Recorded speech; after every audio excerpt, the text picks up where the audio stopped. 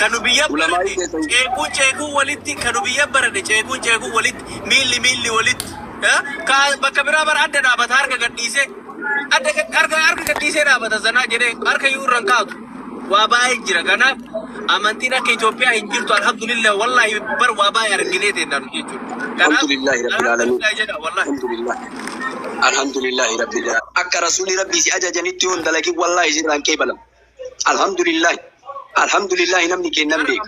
Asittillee eega dhufe waa hedduu barsiifne nama kenna masjiida walitti qabne rabbi nurraa haa jaalatu tarte waajibaatarraa sunanarraa arkaanarraa qabatanii kinoo akkana jedhanii akkana jedhaa jenneeni namni kennan beeka.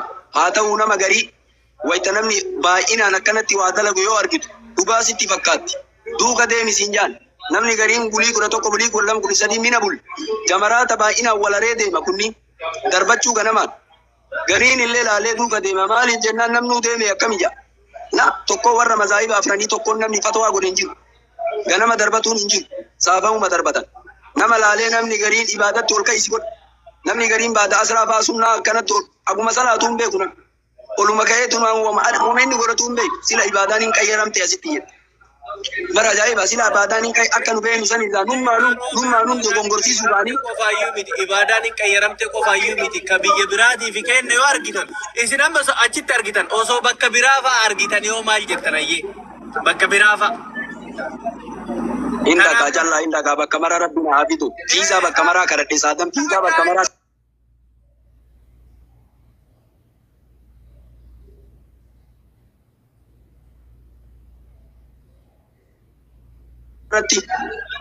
nama kenna kaajii dhufee gargar faca'ee kaa gammaa bulii sadiin bulii meeqan argamintu jira sanillee rabbi nu haa argamsiisu. Yaa nama jaarsaaf jaartiin addan bahee jira sanillee rabbi walii nu haa argisiisu. Kadaara akiraa nu jiraatan.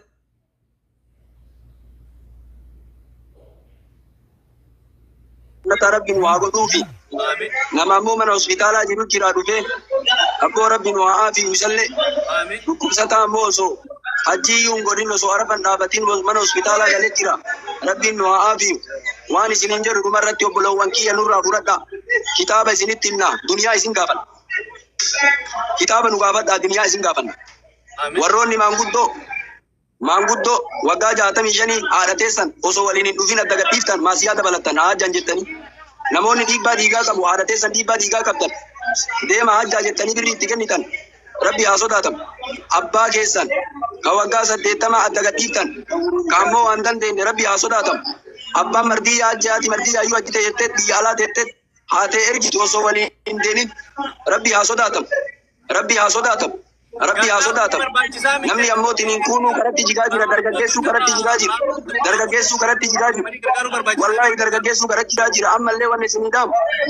dargaggummaan hajjaa hajjii wayita maanguddootiin dargaggummaan hajjaa yeroo quwwaa qabaattan hajjaa wallahi yeroo umrii isin deemee miti yeroo quwwaa qabaattan hajjaa akkana tana isinii dhaama ayyoo ta'en ammoo kararra rakkataa jirti adda gadi dhiisinaa lafeedhantii haadha ta'en keessattuu haadha adda gadi dhiisinaa waggaa 60 nama dhiibbaa dhiigaa qabullee gadi dhiisinaa lafeedhantii kunuu gargar bahee bakka itti deebi'u wallahi mana gabbaateetti deebi'uun hin ulfaatu fooqi makana liiftiin ol korani liiftiin biyya keenyaa maslaanii nuun jiru namni wallaal maal jettatan masaadanii yaa liiftii namni beeka isan sileen ulfaataa bara sila namni waliin deemuu qaba garuu jiruma tana kaa maal jiruma tana malee sila waliin osuma deemanii bareeda irra caala akkasii kanaaf haadha teessan abbaa keessan yoo ajjisiisuu barbaaddan walumaan dhaqaa walumaan dhaqaa lafeedhan tiyya haati teessan garaa isin nyaattu abbaan keessan garaa isin hin nyaatu nama garii dhukkubsate abbo nama gariitu qilleensi wallaalee aduun gubdee gara deemu wallaalee afaan oromoo maalitti haasa'uu beekame afaan oromoo malee ingiliffan beeku arabiffan beeku callisee namni maal jiraan beektaa gara olii bade arabaan kinoo kana itti mul'isa kana maaliif beeka namni mattaawwatii haala kanan beeku ani karaa wallaalee anummaan kun karaa wallaalee jamaraata darbee wayita jedhu edaa Itoophiyaan xarafa minaa qabatte Musdalifa jala jirti macarrasha warri doolaara qabu jamaraata bira bule Ethiopia ada yumma rabbi nurra kas. Araba kino araba jir. Araba waita gaba Ethiopia waita jet. Ethiopia jirani beita. Eine makan Ethiopia waita du. Ethiopia man beitu arabni gari. Palli tatam makan rabbi jadi. Agera Afrika jere. Afrika jere. Alatul kuddam nanje. Afrika jere na chigesa so kadde arga. Ethiopia no man beitu arabni gari.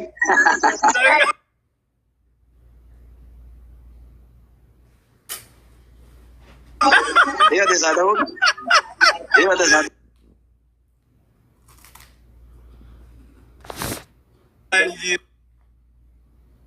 Kar nargin kayo dunes dune kayo jiranne biye meeqa keessa wallahi isin bar yo waan fedhete yo kaachuma soytanii to ko ardi afattanii rafte nu hi waraqaan qabne biye meeqa keessa deemne waa meeqa argine bishaan borru dhuyne wallahi du'a akkana argine nama nu bira du'a argine as geenne isinii gale akka xiqqeetti miti kan as dhufne ayyuru akka xiqqeetti isinitti fakkaatin waa meeqa argine osoo qabnu biraa deemne bar osoo rakkanne osoo taane quufaa yu tokkoffa lammaffaa ka rakkates akkasuma rakkate ka quufes akkasuma quufee jechuudha waan nu argine sareen hin argine wallahi sheekh Haroobe waan bishaan gaazaa dhuyin alhamdulillah wanni biyya akka kennaa quufni hin jiru wallahi qilleensatti illee biyyi teenna bareeda qabeenya illee rabbi abbaa itti nu haa godhu wallahi wanni akka biyya kennaa quufni hin jiru haa ta'u akkatti arabni Itoophiyaa beene na ajaa'ibe wataandara maragaaba Itoophiyaa eena makaan Itoophiyaa maali naan jetti wal Itoophiyaa naan jetti maal jetta tamma kaname akira baannanee hin baannanee beeytaa yoosuu fatinaa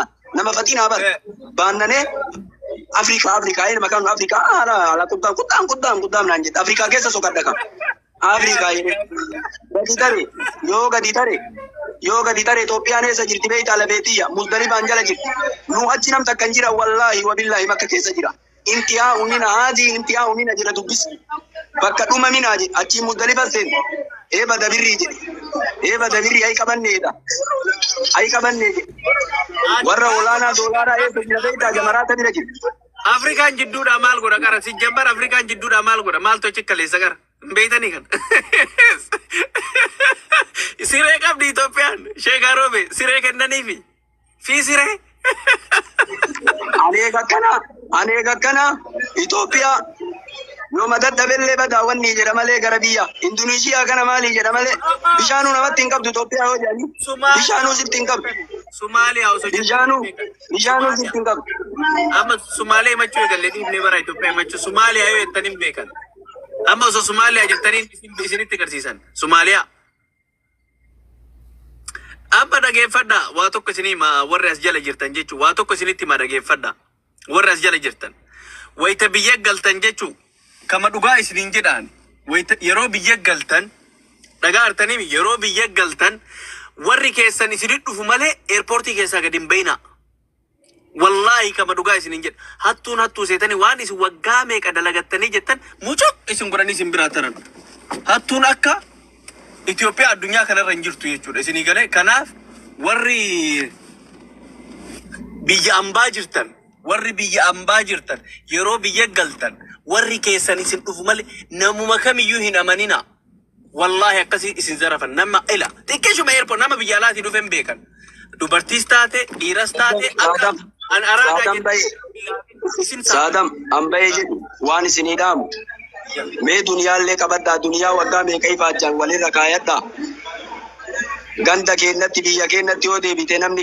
qabeenyaa wal dorgomaa jira qabeenyaan salaama sirra karaa nama makiinaa qabu yoo argan osoo inni salaaman qara'in fagoodha waalaikum salaam wa rahmatullah yoo barakaatu jedhani bar salaaman qaraaneen hin qaraanee bar Saadam waa qabaddu anas hin jedhe ana waa sin jedhe qabaddu qaratiitii keessa waa garadhu gali waa guduunfadhu nama ta'i nama nuu jijjiirame jijjiirama keen barbaanna Inshallah Sheekh Haroobe wallahi inshallah dirqama inshallah qaratiitii naftee bara Sheekh Haroobe baankiin dachane bakka ayyee nagaa ayya assalamu alaikum wa rahmatullahi nagana okay galatooma jazakallah Sheekh Haroobe dagaa anillee waa isinii dhaame isinii raabaya dagaa amma warra ijala jirtan jechuudha dhagaa hojjirtan naf fakkaate miti dagaa artaniimi yaadaan dhageettanii dagaa yaadaa waa gurra isin seenanii dagaa namalleen tuffatina waytii namni waa isiniimu numatu beeytanii waa baay'ee arginee dhagaa muka nyaannee asirra dhugaa rabbii isinitti himaane wayita biyya galtan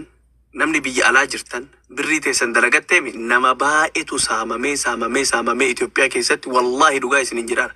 Ati waggaa meeqa dalaydee yoo birrii ta'e akka ati gadi buuteen si harkaa fudhatan maal abbaa keetii taate eessa abbaa keetii seenta. Kanaaf hattuun akka Itoophiyaa jirtullee hin jirtu. Warri keessan isinii dhufu malee airportii keessaa akka gadi hin baane wayitti asii galtanillee mallaqa keessanillee yoo dandeettan dura hawaalaadhaan ergadhaa. Meeshaa keessan nam tokkotti amantaniin kennina. Wanni akka Itoophiyaa keessatti uummanni hatamaa jiru hin jiru, saamamaa jiru hin jiru. Ani sinumaaf jedheeti. Haga beekuun namni waa walii hima.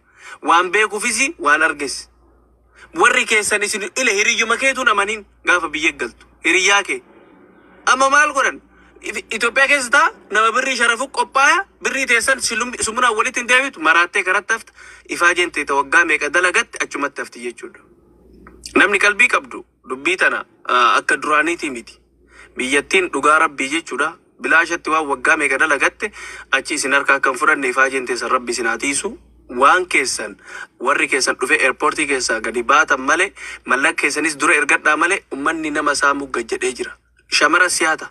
Ana mataa kaleessa viidiyoo kana gubbaa argee amma jechuudha. Osoo wannaa taate bakka tuni ariifa jedhee itti fiiga jechuu galgala xabbasuuf. Maaliif jennaa? Isin wannaa dhaka. Nama haatuun fakkaatu suufa godhatee siyaata. Taaksii keessa taa'ee. Kanaaf akka dandeettanii nam takka namanina ufumaa keessanii warra keessan eeggadhaatii gadi baa hiriyyaa keessanuu jechuudha. Itoophiyaa keessa mujrima ta'eera. Hiriyyaan hin jiru maaliin hin jiru. Obboleessa keetu si saama.